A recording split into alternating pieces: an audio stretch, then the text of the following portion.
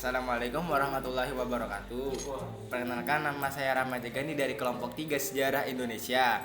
Saya akan memperkenalkan nama teman-teman saya, yaitu Ahyan Timwardi, Andi Muhammad Ashraful An'am, M Habibi Azura, Vicky Ardia, dan juga Wahyu Ilham Ubaidillah. Baiklah, materi yang akan kita bahas yaitu pengertian manusia purba, kehidupan manusia purba, peralatan manusia purba, dan juga jenis dan ciri-ciri manusia purba.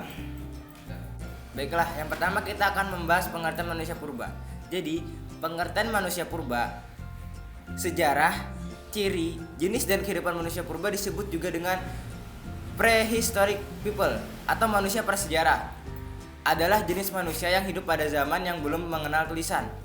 Manusia purba banyak ditemukan di berbagai bagian dunia, tapi lebih banyak ditemukan di negara Indonesia.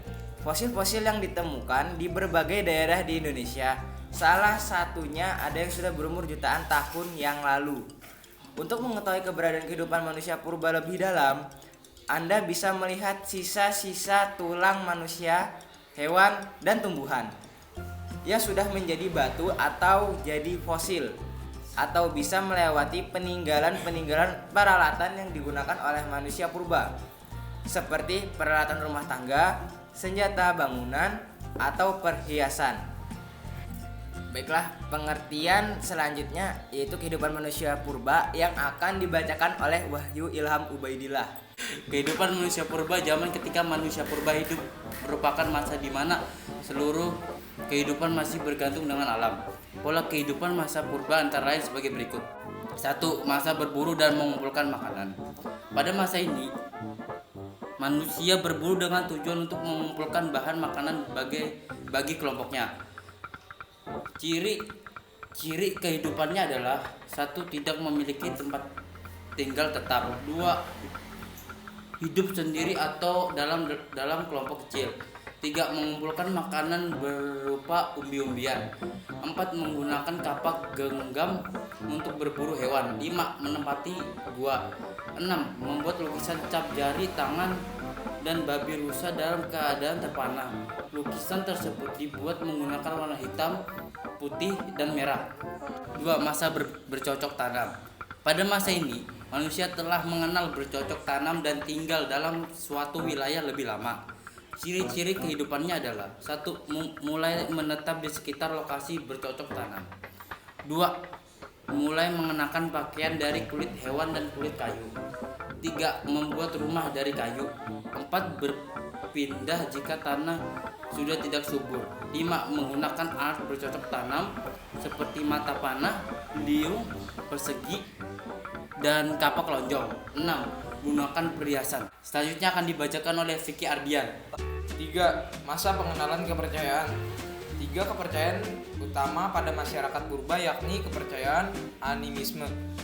Animisme merupakan kepercayaan kepada makhluk halus dan roh. Yang kedua, dinamisme, kepercayaan terhadap leluhur, dan totemisme. Pada masa ini, manusia telah mengenal kepercayaan terhadap sesuatu seperti matahari, hewan, pohon, dan lainnya. Ciri-ciri kehidupan adalah 1. Melakukan upacara-upacara tertentu sebagai tanda jika kekuatan yang melebihi manusia. 2. Memulai membangun bangunan besar untuk upacara-upacara tertentu. 4. Masa perundagian. Pada masa ini manusia mulai memiliki kehidupan yang lebih maju. Ciri-ciri kehidupannya adalah 1. Mulai tinggal dalam sebuah desa atau perkampungan dalam waktu yang cukup lama. 2. Telah mampu mengolah logam untuk dibuat perhiasan seperti cincin atau kalung. 3. Mengenal sistem perdagangan sederhana yaitu barter untuk mendapatkan logam, hasil bercocok tanam, hewan, dan lainnya. 4. Bermukim di daerah pegunungan dan dataran rendah. Selanjutnya akan dilanjutkan oleh Andi Muhammad. 3. Peralatan manusia purba. Bukti keberadaan manusia purba di Indonesia juga didukung oleh peninggalan berbagai macam perkakas yang digunakan untuk membantu kehidupan mereka. Berikut ini adalah alat-alat manusia purba, antara lain. Pertama adalah kapak genggam yang digunakan oleh manusia jenis Pithecanthropus untuk berburu. Struktur dan bentuknya masih sangat sederhana. Ada satu bagian yang tajam, yaitu hanya terdapat di satu sisi saja. Kapak ini digunakan dengan cara digenggam dan ditemukan di beberapa tempat, yaitu di Trunyan, Bali, Awal Bangkal, Kalimantan Selatan, dan Kalianda, Lampung. Alat serpih. Alat ini digunakan oleh manusia purba untuk menusuk, memotong, dan melubangi kulit binatang dan berbentuk dari batu. Diperkirakan alat ini merupakan serpian-serpian dari batu yang dibuat sebagai kapak genggam. Alat ini pernah ditemukan di Sangiran dan Gombong, Jawa Tengah, serta Cabenz, Flores. Kapak persegi. Kapak ini merupakan alat yang terbuat dari batu dan digunakan oleh manusia purba untuk mencangkul, memahat, dan berburu. Alat ini terbuat dari batu berbentuk segi empat yang kedua sisinya diasah halus. Pada salah satu sisi pangkal ada bagian berlubang untuk tangkai, sementara pangkal lainnya adalah bagian yang tajam. Alat ini banyak ditemukan di berbagai tempat di Indonesia, mulai dari Sumatera, Jawa, Nusa Tenggara, hingga Sulawesi. Materi selanjutnya akan dilanjutkan oleh Muhammad Abibi Azura. Keempat adalah kapak lonjong. Pangkal kapak tersebut lebar dan tajam, sedangkan ujungnya runcing dan diikatkan pada gagang. Alat ini terbuat dari batu yang telah diasah sampai halus. Kapak lonjong zaman praksara pernah ditemukan Nusa Tenggara, Maluku, dan Papua.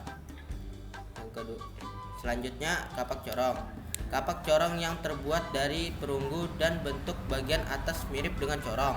Alat ini pernah ditemukan di Jawa, Bali, Sulawesi, dan Papua. Selanjutnya akan dibacakan oleh Ahyan. Jenis-jenis manusia purba. Pertama, Meganthropus paleojavanicus merupakan manusia purba yang paling lama dan merupakan manusia purba tertua. Bentuk tubuhnya juga paling besar di antara manusia purba jenis lain. Berikut ciri-ciri Meganthropus paleojavanicus, yaitu 1. Tubuhnya sangat tegap. 2. Kening pada Meganthropus paleojavanicus juga tebal dan menonjol. 3. Tulang pipi juga tebal dan menonjol, tampak sangat dominan. 4. Mempunyai rahang bawah yang tebal dan kuat. 5. Punya otot yang sangat kuat. 6. Tidak terlihat mempunyai dagu, tapi bagian mulutnya menonjol. 7. Tulang pada ubun-ubun nampak pendek. Yang kedua, ada Pithecanthropus erectus. Manusia purba yang satu ini diperkirakan hidup pada sekitar 1 atau 2 juta tahun yang lalu. Eugen Dubios menemukan ini pada sekitar tahun 1890 dan diperkirakan jenis manusia purba ini hidup pada masa Pleistosen Tengah. Berikut ini adalah ciri-ciri fisik dari Pithecanthropus erectus yang ditemukan. Pertama, volume otak 750 cc hingga 1350 cc. 2. Tinggi badan kurang lebih 165 cm sampai dengan 180 cm. 3. Berat badannya mencapai 100 kg. 4. Tubuh yang tegap dan tegap. 5. Mempunyai otot leher yang kuat dan besar. 6. Tulang belakang menonjol tajam. 7. Gigi geraham yang besar.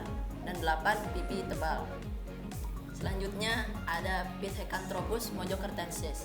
Pada tahun 1993, Van Koningswald menemukan fosil manusia purba yang satu ini di daerah sekitar Mojokerto, Jawa Timur. Memiliki ciri-ciri sebagai berikut. Bangun dan berdiri lebih tegak. Memiliki tinggi antara 165 hingga 180 cm. Wajah tidak menonjol sementara dahi menjulur ke belakang. Dahi menonjol. Tidak punya dagu. Kapasitas volume otak berkisar antara 750 hingga 1300 cm3. Otot-otot leher kecil. Ia memiliki gigi punyah yang kuat dan telah memakan segalanya. Memiliki rahang yang kuat. Memiliki tengkorak yang tebal dan menjulur ke atas. Hidup berkelompok. Bentuk tubuh atau badan tubuh kuat dan kekar.